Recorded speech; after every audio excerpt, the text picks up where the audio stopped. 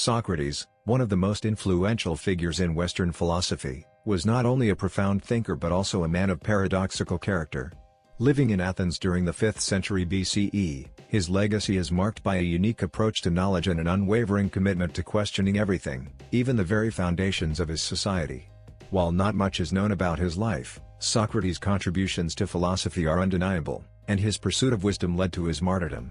He is often referred to as the man who knew too much, because of his insatiable curiosity and the way his questions challenged the established norms and ideologies of his time. This essay explores Socrates' life, his method of inquiry, his contributions to philosophy, and his ultimate fate, which, in many ways, epitomize his insistent quest for truth.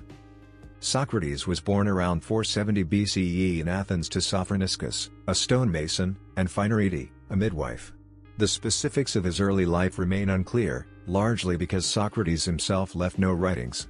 Most of what we know about him comes from the accounts of his disciples, notably Plato, Xenophon, and the playwright Aristophanes, whose works provide differing perspectives on the philosopher.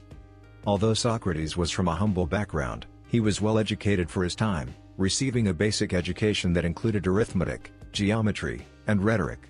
His early life seems to have been largely unremarkable, with some historical accounts suggesting that Socrates initially followed in his father's footsteps as a stonemason.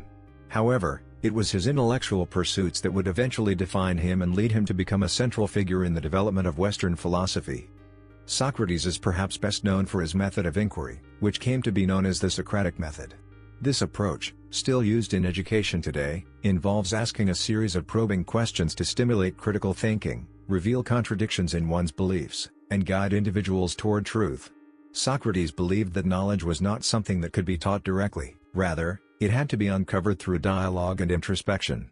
Alenkos, refutation, this involves questioning an individual's beliefs and propositions, often leading them to realize that their views were inconsistent or contradictory. Socrates would engage his interlocutors in debates, revealing the flaws in their reasoning through a process of questioning that forced them to reconsider their positions. At the heart of Socratic philosophy was a focus on ethics and human conduct.